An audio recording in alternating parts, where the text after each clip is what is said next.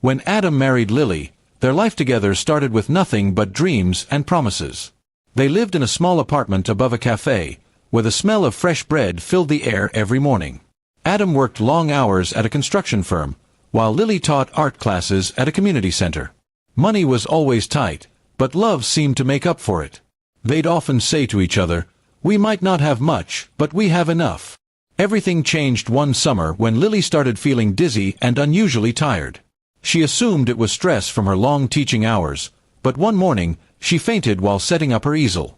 Adam rushed her to the hospital, his face pale with worry. After several tests, the doctor smiled and said, "Congratulations, you're going to be parents." Adam's eyes lit up with joy. But when the doctor continued, "Actually, parents of 3, his jaw dropped. Triplets. For a moment, they just stared at each other, laughing and crying at the same time. It was overwhelming, but they promised to face it together. Adam hugged her and whispered, "We'll make it work, like we always do." Lily believed him, with all her heart.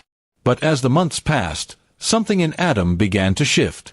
The pressure of responsibility, the hospital bills, and the thought of raising 3 children at once began to weigh on him. He stopped coming home early, and when he did, his smile seemed forced. Lily tried to reassure him, telling him they'd figure it out together. But one night, he simply said, "Maybe we rushed into this life too fast." Those words haunted her. She wanted to ask what he meant, but before she could, he began spending nights away, saying he had extra shifts. One Friday evening, Adam didn't come home at all. The next day, Lily found a note on the kitchen counter. Short, cold, and final. "I need space. Don't try to find me." She sat there for hours, the world spinning around her. She was 6 months pregnant with triplets and alone. Days turned into weeks and then months. No calls. No messages. Nothing. Lily had to face every ultrasound, every fear, and every sleepless night by herself. Then, just a month before her due date, an envelope arrived in the mail. It was from her late uncle's attorney. Her uncle, a quiet man who had always admired Lily's kindness, had left her his entire estate, a massive inheritance worth over $100 million.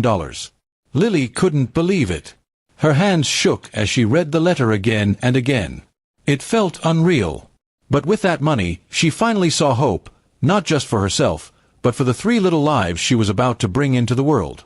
When the triplets were born, 2 girls and a boy, she named them Hope, Grace, and Oliver.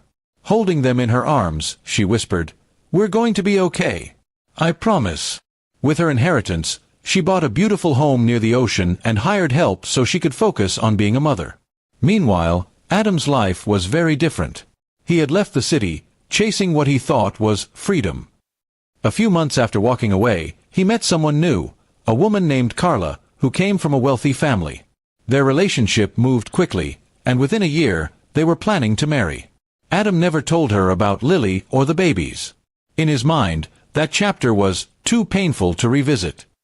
One evening, as Adam and Carla sat at dinner with her parents, a news report played softly on the restaurant's TV. The headline caught his attention. "Local woman raises triplets after inheriting $100 million. Her strength inspires thousands." He froze. The photo on screen showed Lily, smiling as she held 3 beautiful toddlers. The fork slipped from his hand. The world went quiet. Carla noticed his expression and asked if he was okay, but he couldn't answer. His heart raced as he realized what he had done, what he had abandoned.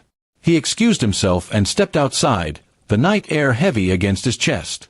For the first time, Adam felt the full weight of his choices. He had left not just a wife, but a family, a future, a life that could have been filled with laughter and love. He tried to reach out to Lily, sending messages she never answered. When he finally gathered the courage to visit her home months later, a kind woman at the gate told him, "She doesn't wish to see visitors. Please respect that." Lily stood at the window as his car disappeared down the road. Her heart didn't ache anymore, it had healed. She had built a life not out of revenge, but out of resilience. She had learned that strength doesn't always come from who stays, sometimes it comes from surviving who leaves. Years later, when her children asked about their father, she smiled softly and said, "He helped me realize how strong I could be." And that was the truth.